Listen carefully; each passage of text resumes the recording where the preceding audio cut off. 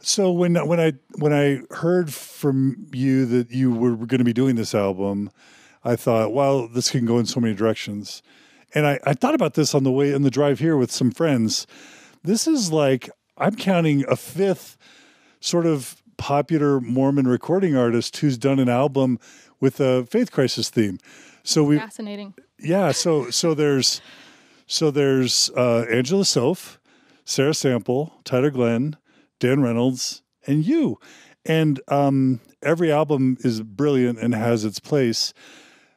What is it about? Is there something about being a Mormon performing artist is there anything about that to that, or is that just a random coincidence? I don't know. It may be the culture of constantly like sharing your testimony or sharing what you're going through with people. We're trained to do that like once a month, every Sunday up in front of a huge crowd, and just this emotional vulnerability, like I think is instilled in a lot of us.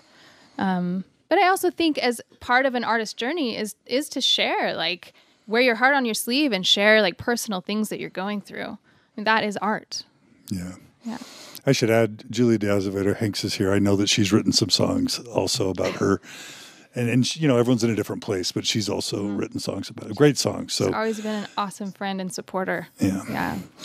So, but when I knew this album was going to come out, I thought, well, this could go in a lot of directions. Is she going to be sharp elbowed? Is this going to like stick it to the church? Is this going to be angry? Like I was just wondering, how does that sweet, optimistic, Mindy Gledhill, and I'm not doing your full person justice, but I mean, I thought, where's this going to go? And the album, I don't know if you talk about tone a bit, because you could have been angry, you could have been, diplomatic, and I feel like you erred on the side of diplomacy and respect and reverence for your tradition. Can you just talk really quickly about how you tried to find that balance? And then we're going to talk about Wandering Souls. Okay. Yeah, for me, this album is about a really specific experience that I have personally had, and that a fraction of a % of like people on this planet will ever have, specifically within the Mormon context.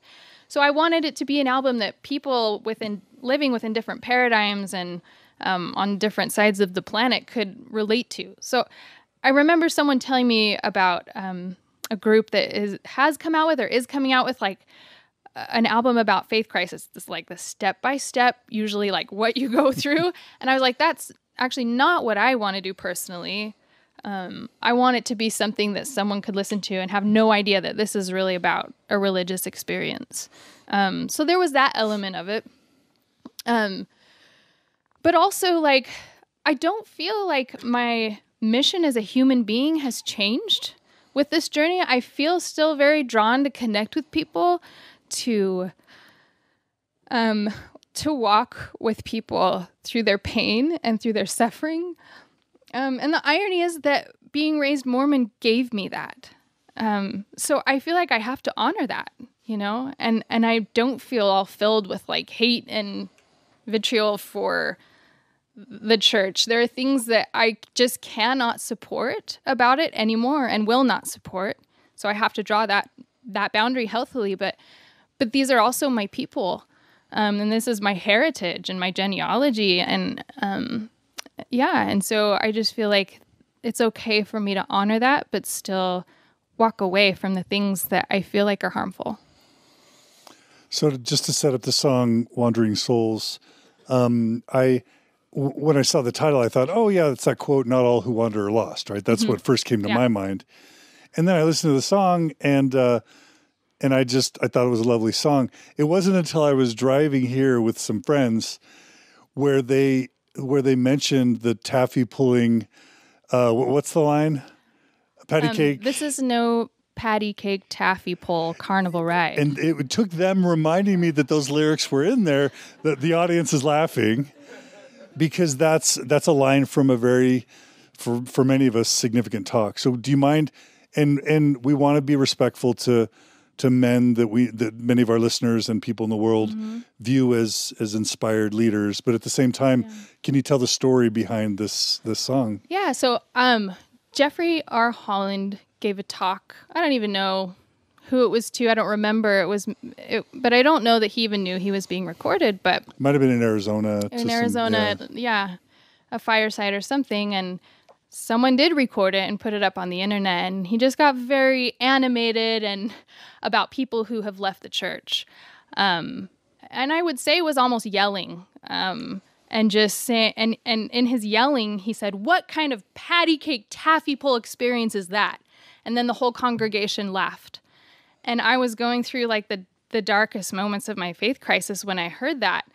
And this is a man who stayed with our family on multiple occasions when I was growing up. I gave my own bed to him to sleep in.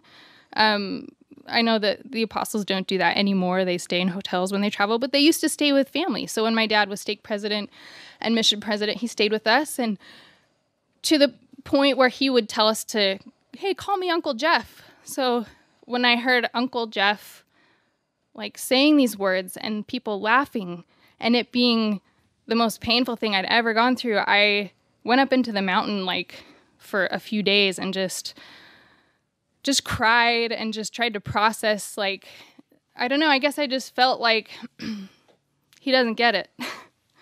And he's a very kind man and I'm sure an incredibly good person and has done so much good in this world. But if you think that this experience is child's play, if it's being irresponsible, if it's just a trip to the carnival, it's not. It's like the most painful thing that I've ever been through. And so to hear then people laugh at that experience was just so, painful for me. And if you were to summarize that to him, would it be what, don't trivialize this? Or what would you say to him? This is not an experience that can be trivialized. And I just think, Jeffrey R. Holland, if you're listening out there, I appreciate so much the kindness that you've shown to our family and to just humankind, but I think this is like an experience that you have misunderstood. The song is Wandering Souls.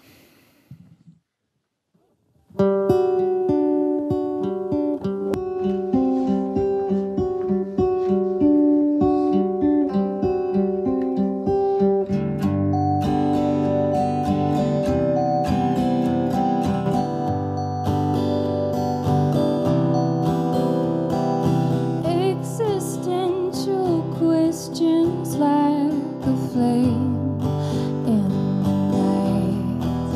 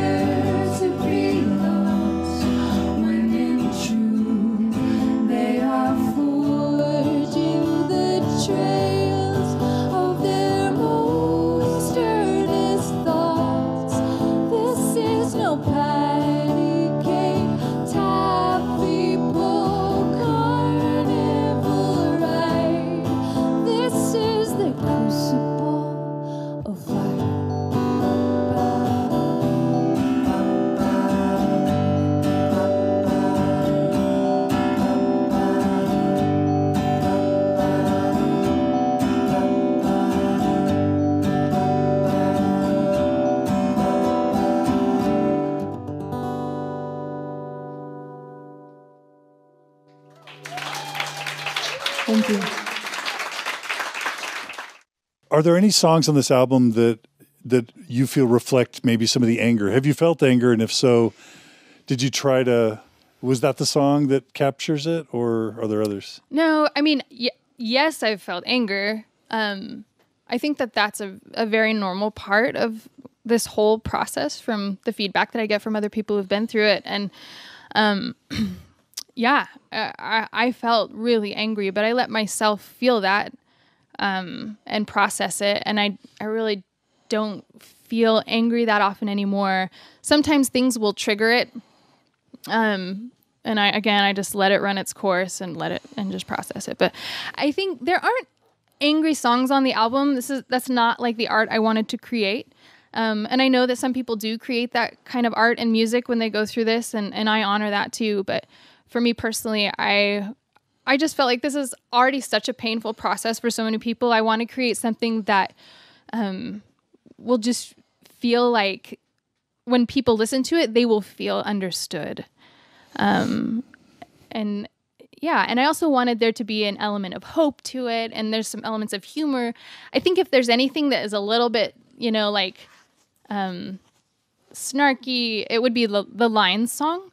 There's a little bit of attitude because it's like this really sweet, cute song, but just singing about poison in disguise, which is what I feel like so many messages are not just, messages that I feel like I was given, but, messages when beauty magazines or whatever, once you finally realize, oh, that was completely photoshopped, poison in disguise. Like, anyway. So, yeah. What's been the reaction of family, friends, and fans to this album and to the substance of the album? It has really surprised me and moved me to see the different reactions to the album. The bishop in the ward that I would be in pre-ordered the album, bought it. I've had, people who are totally active in the church, express how much they love it. And that was my goal. I wanted it to be an album that people, again, in any paradigm, whether actively Mormon or, never heard of Mormons at all, could relate to. And so I've received some really awesome messages from people. There's actually a song, if you buy the CD or you stream the album online, there's a bonus track called Old Willow Lane. Now everybody's going to know the street I live on, because that's what it's about, the people that live on my street. And that's one of Margie's favorite songs on the album. Oh, awesome. Talk about that. But yeah, for me, that's a song that I wrote for the people on my street. We built a house on my street, and it was kind of during this whole messy period, and I really struggled with, is this where we're settling down? This is where we're going to put our roots. This is in the neighborhood that, it's basically the ward boundaries that I've been in since I was 16, my husband since he was 8. So there's some really deep roots there, and I just thought, I can either run from this, or I can allow people the opportunity to love me as I am, and give myself the opportunity to love all of these people just as they are too. And I think we have a really beautiful community on our street of mostly people who are faithful LDS, and we all just get along so well, and they're very good to me. Have your parents been able to tell you how they feel about this album? Or have you avoided going there? No, not quite yet. My mom, she really likes a song on the album called One. That's Which is favorite. next. Yeah, Which so is she's next. given me some feedback. They came to my release concert. So yeah, I haven't heard anything negative about it. So that's good, right? No news is good news. Yeah. So really quickly, you did a Trib article that I thought was really thorough, and I loved it. I thought you were kind of strong there. I think you said in that article that you're not sure if you ever see religion having a place in your life again. Did I get that right? Did you say? Yeah. I don't see myself ever joining a religion ever again. And that's not to say that spirituality isn't important for me, or that there's truth in a lot of religions and good things happening in a lot of religions. But I don't have any desire to join a church. And then I saw a Facebook post just recently where you actually gave a bit of extra meaning or nuance to this project, because I think I remembered saying something like, okay, this may be about a faith crisis or religion, but it's about more than that. Do you remember the post I'm talking about? Because it seems like you were trying to communicate something about this being about unity. Yes. Yeah. So did I get that post right? No, you did. Yeah.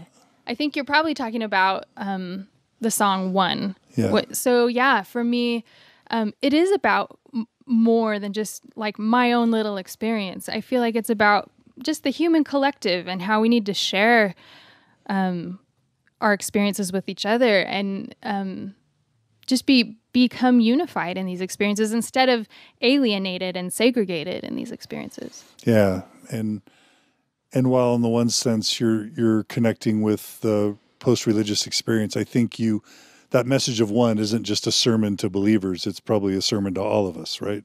Yeah. Politically, religiously, exactly. We out are of the so church. Polarized in so many ways, I feel like, in our country and in our world right now. And we can't let that happen. So the song is One, Mindy Gledhill.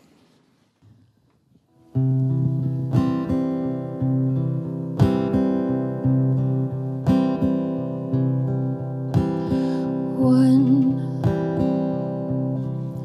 is the sum of the fractions of us, 'cause we're broken and we're bent, but together this puzzle makes so much sense. Different names for God above, but they're all the same to me when we worship love. And though we may speak in different tongues, may our hearts be sewn together when our hearts feel so undone, till our pieces become one. Life to live, mind the time while it takes. We're all here in this moment. Let's unwrap it like it's the most beautiful gift. Different names for God above, but they're all the same to me when we worship love. And though we may speak in different tongues, may our hearts be sewn together when our hearts feel so undone, till our pieces become one.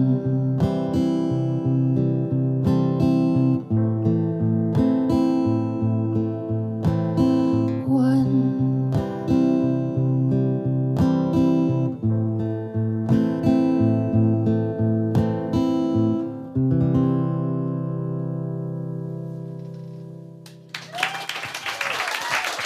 Thank you. So Mindy, tell us briefly about these two wonderful artists that have joined us tonight. This is Joe Corcoran. He produced the album and has just played with me and worked on multiple albums that I've released, just a longtime friend. And this is Sophie Blair over here on viola and on keys. And Sophie, I've known Sophie since they were born. And we've been in the same ward and have just lots of history together. But now Sophie plays for me. And Sophie's artistic name is? Sophie's artistic name is Nymph. For so those you got to who go want check to, out the Nymph music on Spotify, iTunes. It's amazing. And what's the handle on Instagram or? Nymph underscore At nymph music. underscore music. Yeah. Check that out. All right. Yeah. It's brilliant stuff. Nymph opened for Mindy at her album launch, and it was really powerful stuff. So yeah, it's great stuff. Okay. So are there's some songs you're not going to be playing tonight that, are also really relevant. Do you want to call out? You don't have to if there's none, but is there a song or two or three that you want to just call out and mention that you won't be singing, but you want to just either encourage people to check it out or talk about what they mean to you and how? Yeah. So go check out Wild Card. Tell us a little bit about each song you want. So Wild Card, the chorus is, you're a wild card, you have all the fun, you're a wild card, but when the day is done, you are mine. And that makes me the lucky one. And the song it's really for my youngest son, Griffin. He's a wild card. I think a lot of us feel like wild cards in this experience. And I think it's been difficult in the neighborhood that we live in. I think for him to feel understood or to find friendships. I think it's just sometimes obvious to me that it's uncomfortable for people to come play at our house at times. And some people are great. Not a problem at all. So, but yeah, it's part of the experience. And so, yeah, that song really is me just letting him know I'm lucky to have you. Sometimes kids can get the brunt of what we experience, especially in Utah. Mm-hmm. Yeah.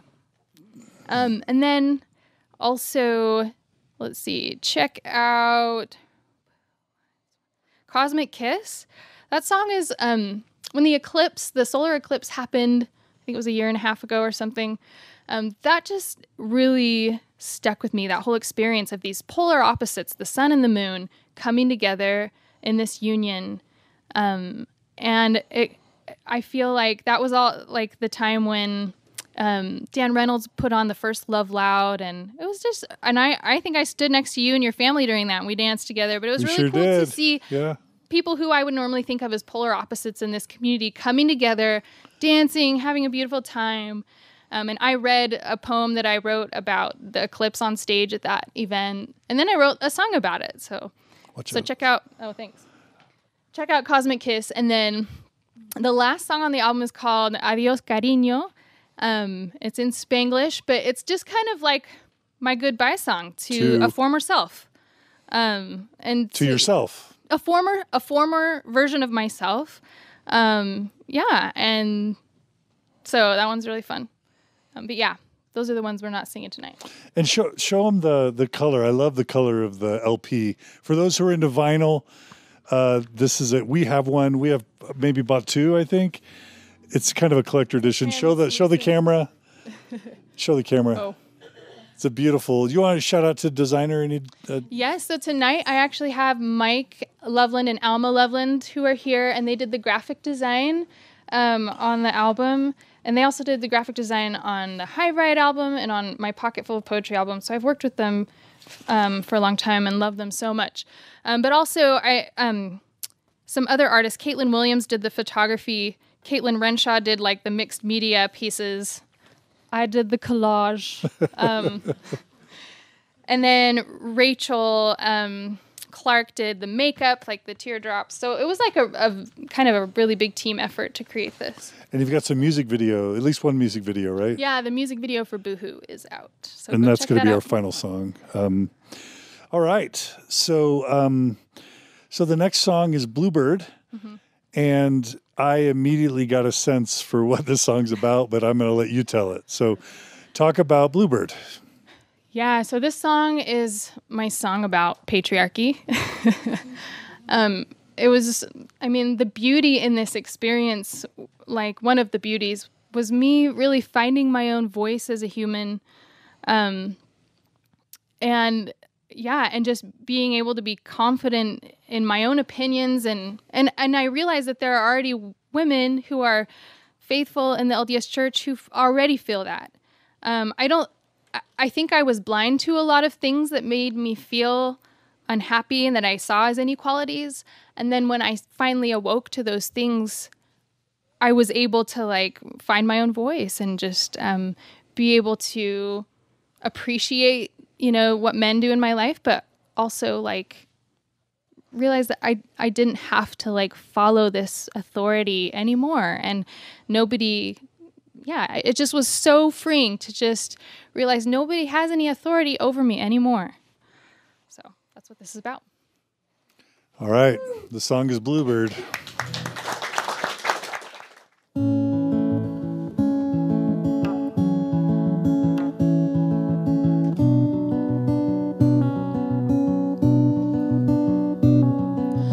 Bluebird in a cage, I set you free and then you fly back into captivity. Why you gotta be afraid when freedom pulls apart the threads of your impassivity? You don't have to wait for the man who says he holds the keys in his hand. Get along and find your song, little bluebird.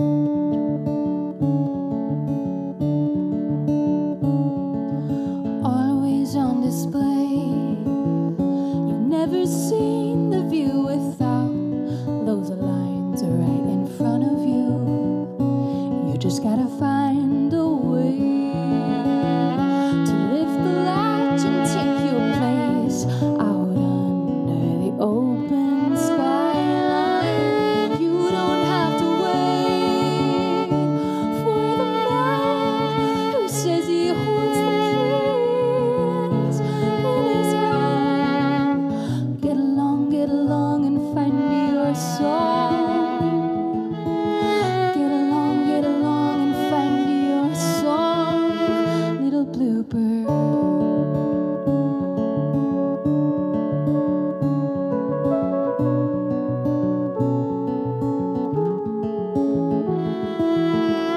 The wind-up clock upon the wall is calling, but time is not the enemy. You and time must learn to get along. Get along and find your song, little bluebird.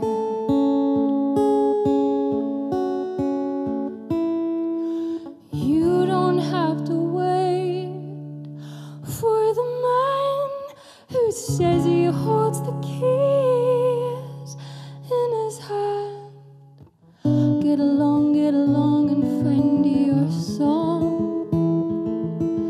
Get along and find your song. Get along and find your song, little bluebird.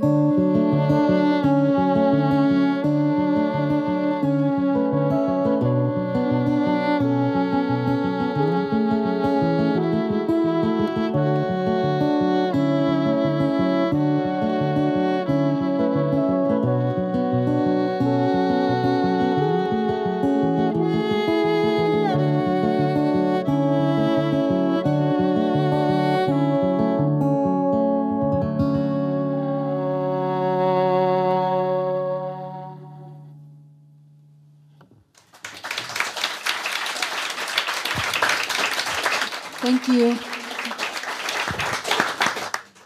Do you want? I mentioned at the very beginning that I noticed a little tattoo. Do you want to tell? Do you want to show? Yeah. Do you want to show your tattoo and Sure. talk about I have what just it means to you? I have a little tiny anchor, and I have an album called Anchor.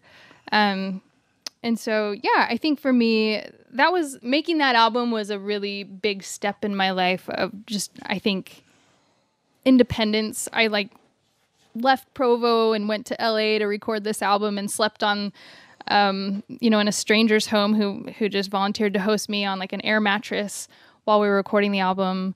And so I just wanted to have a little symbol of just me doing something that was totally my own. And what does the And a good anchor? memory. What does the anchor symbol mean for you? now? I mean, the song Anchor really is about my husband. The tagline in the song, or the hook in the song, is "You anchor me back down." So I feel like our relationship is a real anchor in my life. And I think that's important, like, to recognize and have when you go through this experience, to just like get clarity on, okay, well, what is solid in my life, and what is real? What do I want to put my time and energy into? And that's a symbol of that for me. Couple more questions before we have you do your last song. What have been the hardest parts of this faith crisis / journey for you that have taken the biggest tolls? I think the hardest parts have definitely been, that fear of disappointing family, the fear of losing family, losing friendships, and also like the fear of people just misunderstanding you and just judging you. So I think that like getting over that fear of what people thought was really hard, but I feel like I'm over it. Made it through that one. Sometimes it rears its ugly head, I'm only human, and it can be hard when people want to call you out publicly or whatever, but. Has that happened? Sure. Yeah. I mean, just people, mostly just strangers online, there's a lot of I think that there are some filters and some boundaries missing online where people aren't as afraid, to say cruel things. Sorry, that was a loud laugh into the microphone. You probably know this better than anyone. But yeah, so it's just like getting over that, And does it shake you sometimes? But like, we're only human, John. Like, we're not. I think sometimes people think you're not real if they've never met you and they've only ever just seen your pictures, but those things can hurt. I remember I did the Women's March in DC and had some, and the irony is I marched with LDS women. Jana Spangler was there. She's here tonight. I marched with her. And it was such an incredibly moving and beautiful experience. And I'll never forget like this group of LDS women who got online and started calling me a baby murderer because I was at an event that was pro-choice. You know what I mean? Like, some people just sometimes take things way too far online, as you know. Have you lost or have certain relationships that meant a lot to you changed or diminished as a result of this, or have you been unscathed that way? No, I think there are a few that, have dissolved or are weird. But again, I just keep like going back to the philosophy of I can run from this, or I can give people the opportunity to learn to love me where I'm at, and I in turn to love them where they're at. Now the flip side, what have been the surprises or the biggest blessings of the faith journey? Some of the most beautiful things I think have been like the Bluebird song, really just finding my voice and feeling just so confident in that. I think confidence, like just feeling so at peace and okay about saying, I am not okay with that. Like, I can't support that. As far as like, things that are going on in the church that I think are harmful. And just not afraid to say that's not okay. So yeah, finding my voice has been a beauty and an irony and a metaphor as a singer, And then also it's been like a beautiful surprise to like find that certain relationships are better and stronger, like we talked about with my husband. So that's been a real beauty as well. We so much of how we parent as active Orthodox Mormons is informed by the church. How has this affected your parenting, good or bad, your relationship with your kids? Yeah, it's tricky. I feel like there's a lot less shame, like I think, and judgment or about maybe choices that my kids make. I feel like I'm just a lot more patient. I don't freak out about stuff maybe as much as I would have. But I'm not going to say like, oh, suddenly everything's so much better now. Like there are so many things that we're figuring out together, and I'm allowing my kids to have their own journey with this and to decide how much they want to be involved in the church. And that looks different for each one of them. So it's messy sometimes, and I'm not perfect at it. But I don't think I was perfect at it before, Yeah. So after the final song, I'm going to have you tell the audience what they can do to support you, because including your upcoming tour that we want to sell out in every location. And if every one of Mindy's concerts does not sell out, you, my dear listeners, have to answer to me. All over again. It'll be Mindy Gledhill nonstop until all her concerts sell out. But we'll talk about that. But before the final song, what do you believe now? Like, what are the pillars of your belief? If you've questioned God or Jesus or the church or religion, what do you cling to now as your rocks in terms of your beliefs, your existential worldview? Yeah. What the purpose of life? I don't suddenly have this like new testimony where all of these things have been replaced with new things.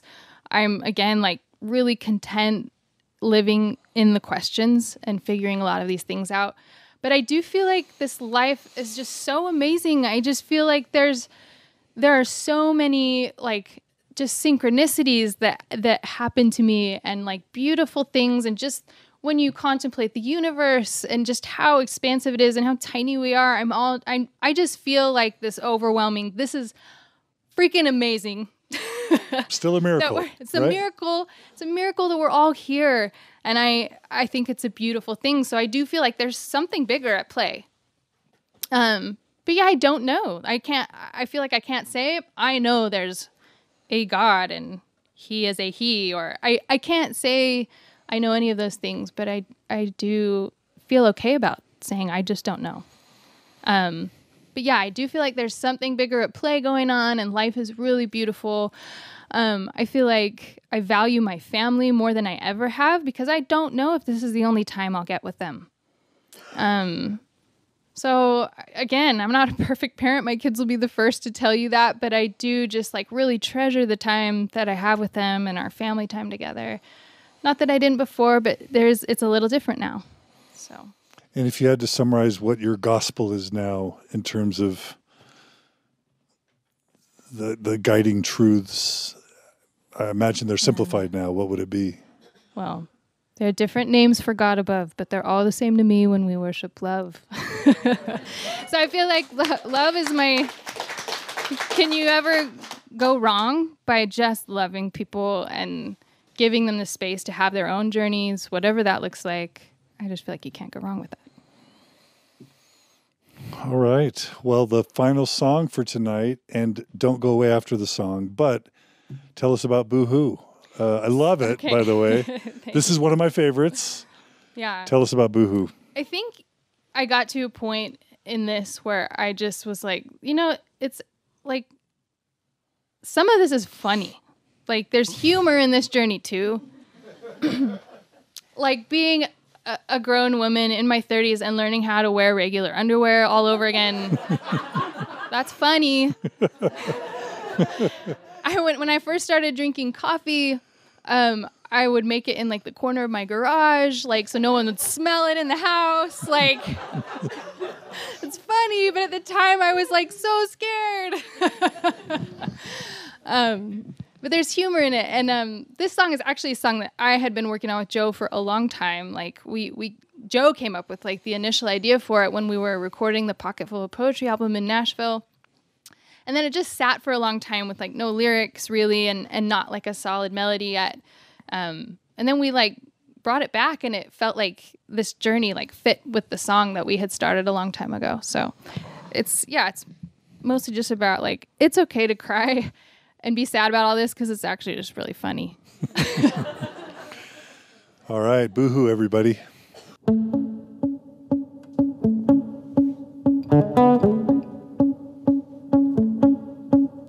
Your dog died while you got sucked in by the riptide in a sea of bills you can't pay.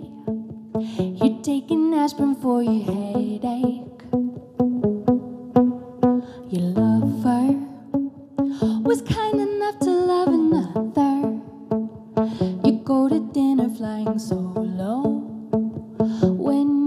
comes on the radio. Cry, baby, cry. Everything is gonna be alright. You gotta live a little in the dark to appreciate the morning light. Cry, baby, cry. Everything is gonna be alright. You gotta live a little in the dark to appreciate the morning light.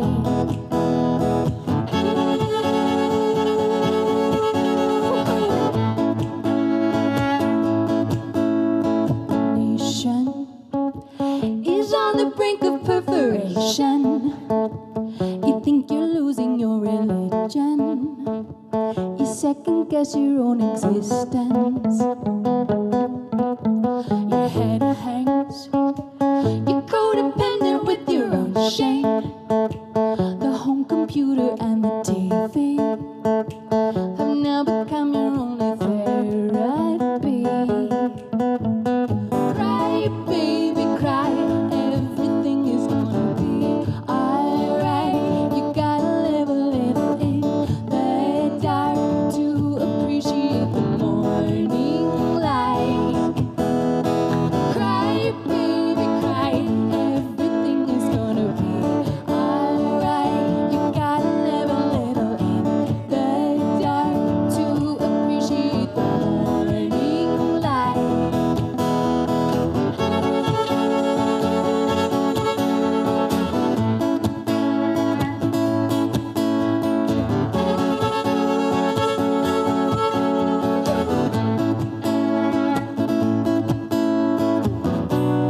Everybody wants to be happy ever after in their story. But happiness is never what you think. When it seems life only takes away, it's just creating space.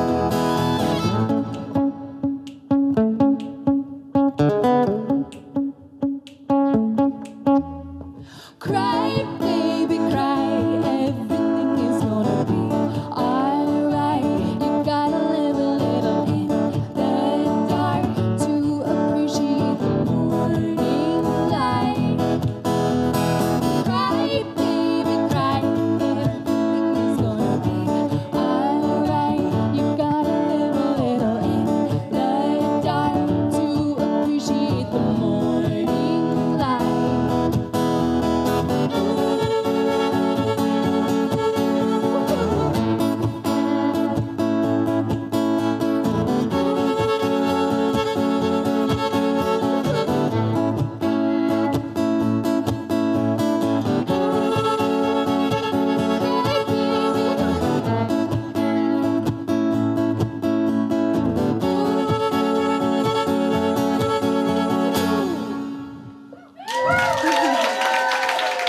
Thank you so much.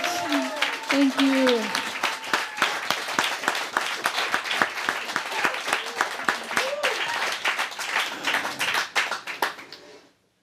There are a lot of smiles on the faces of the audience just now. Okay, so one of the most important questions of the evening, how can listeners support this amazing art? Oh, thank What you are the so ways? much. Okay, well, you can buy the music or stream the music. So buy it through iTunes? You can buy it through iTunes, Spotify. You can stream it anywhere that you can stream music. Now, does Pandora. streaming help an artist as much as buying the album? Or Not as much. okay, No. so the best way to help Streaming you, is like fractions of, right? of a penny. So the best way, if they really want to help you, you can buy the music on iTunes if you like or physical music, and I really show the album again. The album is a really beautiful, again, an amazing team of artists, but you can get the vinyl at mindygledhill.com or on Amazon. You can also get the CD, which is a different design, a really cool design. You can also get that on mindygledhill.com or Amazon. And if you live in Utah, you can get it at any FYE store or at 3 Hive Records, which is actually part of this building, so here in Provo. So yeah, just a couple places. If you live in Utah, you can just go to the store and get it. What if people just want to send you money? Can they just send you money? Send me all the money, people. Is there like a PayPal There's account? no limit. They can just donate to? Is there a PayPal account? Or? No. I don't want. Yeah, I don't do that. But okay. but also, like, I would love to see you on tour. So the first leg of the tour starts in LA on February 21st at the Hotel Cafe. February 23rd is San Francisco. February 25th is Portland. The 27th is Seattle. And then I'm on a little break. And then I go to Boston in April, New York City, and DC. All of those are in April. And then Salt Lake City, May 4th, Mesa, Arizona, May 6th. Is Salt Lake at Velour or is it somewhere else? Salt Lake is the state room. Okay. Yeah. So yeah, go check. And then Arizona? Uh-huh. Is that what you said last? So you can go Phoenix check my website. Mesa, Arizona. Okay. You can check my website for all the tour dates. But yeah, February coming right up, leaving next week. So. And if somebody wants to like bring you to their city, is there a way for them to get in touch with you and try and arrange that type of thing, or is that too hard? No, yeah, you can get in touch with my manager. Her email is fawn, like FAWN, fawn M Goodman @gmail. So you can email my manager. But if you're watching this like 2 years from now, check my website, mindygledhill.com for tour dates. So how's Dustin doing, by the way? Oh, Dustin, he's awesome. He's in New York City. He's doing his classical piano right now. He's incredible. Yeah. That was Hive Riot. Check out that album as well. And all Mindy's other albums as well. Thank you. Yeah, thanks. Okay. So any final words you want to share? Questions. We are going to have some questions from the audience really quick. Sure. What time is it? Okay, let's just have a few questions from the audience. Okay. Is that okay? Sounds you great. Guys won't be on camera, but you will need to come speak into the microphone. So, or you can repeat their question. Okay, either one. The microphone. Yeah, either one. The time is now yours, brothers and sisters.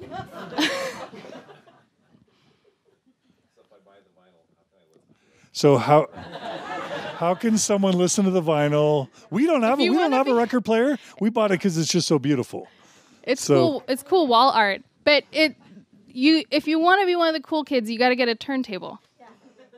Because everything old is new again. Yeah. Did I say that right? That's great. Okay, great question. Other questions for Mindy? Yeah. Wait, here. Oh, you don't need to hear my voice, but okay. Oftentimes we say, "What would you tell your yourself 10 years in your past? What would you tell yourself looking forward to this moment, you know?" But I want to ask the question, what would you say to yourself 10 years ahead when you're a woman of a certain age? So what would I want to say right now to that woman 10 years from now? Or what would that woman in 10 years say to me? Yes. That woman in if only we could know these. So the question is, what would Mindy Gledhill 10 years from now tell me right now? I think she would tell me that there are so many other conversations to be had beyond this one, and I'm feeling ready to be done with this conversation. So I'm hoping that's in my future, and that there are so many other like amazing paradigms and things happening in the world that you are yet to be involved with and be a part of. Oh, thank you. Cool question. That was our own Kim Turner of WACA. Check out her podcast episode. WACA is an amazing support group for women of all ages along the Wasatch Front and across the nation. So WOCA. If you are a woman, post-Mormon woman who needs support, WACA is the place to be. Did I get that wrong? Is that right? Oh, yeah, it's the worst kept secret on the planet. Okay. Other questions for WACA is a secret? I don't think so. I knew about WACA. The cat's out of the bag. Cat's out of the bag. Other questions for Mindy? Margie, come talk to the microphone just for the audience. Okay, I have a question for you. I was curious about, was there more vulnerability in the release of this album when compared to your previous albums? And maybe just a little insight into the role of vulnerability as you're creating as an artist. Yeah, not even a comparison with the other albums. It doesn't stop being scary to talk about some of these things, and to share personal experiences, whether online or here in a setting like this. Although I feel like, confident in myself and that I've had those experiences, being vulnerable is just a scary thing, I think, for anyone. But it's also been an interesting process because most of the people that worked on my album have never been Mormon, don't really know much about Mormons. And so for me to, share this with them was also really vulnerable. And, there was sometimes a fear, like everybody probably thinks I'm such a weirdo. But no, they're all incredibly lovely and supportive and, I think tried their best to understand, what this was all about. So yeah, it's been a very vulnerable process. You have a vulnerability hangover. I do, yeah. Come to the mic if you don't mind. Just Besides your husband, what things have helped you the most through this journey? Thank you. I have I'm very lucky to have sisters who are mental health care professionals and who have also had this journey. So I think I won the lottery in that regard. So yeah, that's been really helpful. But people who also have chosen to share this journey online, like John, who talk about things that are really vulnerable, who put themselves up for scrutiny, and who are brave. I think Lindsay Hansen Park's Your Polygamy was really, that affected me a lot and just also really helpful for me to understand a topic that I was just having so much dissonance with. So yeah, people who put themselves out there online. Gina Colvin is a dear friend, and also her podcast was a huge help to me. And I really appreciated, just also her just fearless way of talking about these difficult subjects. Love Gina. That's a Thoughtful Faith podcast, and check it out. She's still going strong. All right. We have another question from the audience. I imagine you use your art and talent to support your family. Was it scary to put something out there that may not speak to your former audience? And tell me about that process. Yeah. Thanks for asking that. Yeah, there have been times where my art has helped support our family and help put food on the table. And luckily, I'm not in a place where we are solely relying on that. My husband has a great job. And so I haven't been worried that if this album wasn't successful, we wouldn't be able to feed our kids. There have been times where I have had that worry. But I have worried because these people don't realize how much these projects cost to make. And with the way the music industry has changed, most people stream music now. And the way that's set up, it's just not very beneficial to the artist financially. So you have to be creative, about how you make your money as a musician in this day and age. But one thing I do to bring income in is I license my music to TV and film. And so, that's been something that we're starting to do, that we've gotten some really awesome interest from different people with these songs. So hopefully you'll see these on TV shows or in ads or movies in the future. Yeah. Awesome. Thank you so much, everyone. What an awesome evening it's been. All right. So Thank you. I want to thank so much, Mindy. Thank you so much for coming on Mormon Stories again, for honoring us and gracing us with your wisdom and your art. I want to thank your colleagues that did such a great job. Can we give the musicians one last hand? Check out Nymph Music, right? Check out Nymph Music. I want to thank this viewing audience, everyone who came tonight. We always give this first dibs to events like this to donors, so I'm guessing most, if not all of you, are supporters of Mormon Stories or the Open Stories Foundation. We really appreciate that support. For listeners and viewers who support the Open Stories Foundation, Mormon Stories, we couldn't do it without you. Thank you so much. If you appreciate content like this and you're not a supporter, we invite you to go to mormonstories.org and donate. And we'll keep doing this for as long as we have support. I want to thank Cody Layton. He's our audio video producer. And if you guys could see this setup, there's like 5 microphones, 3 cameras, lighting, and Cody he does the work of like 10 people as one audio video producer. So Cody, thank you so much for everything. We have Kim Turner here who's on our board of directors, and we also have Steve Holbrook, Nadine McCombs-Hanson, and Jeremy McDonald, along with Craig Woodfield, who are the Open Stories board of directors. I would just want to shout out to them and thank them for all their support as well. Couldn't do it without them. And just thanks to all our listeners and everyone out there. We really appreciate your support.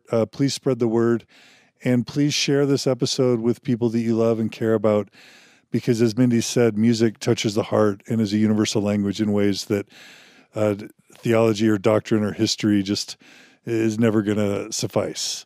So please share this as much as you can. Thanks to everyone for making this a lovely evening, a wonderful life. And please, again, check out mindygledhill.com, and we'll see you all again very soon for another episode of Mormon Stories Podcast. Take care, everybody. Thank you so much.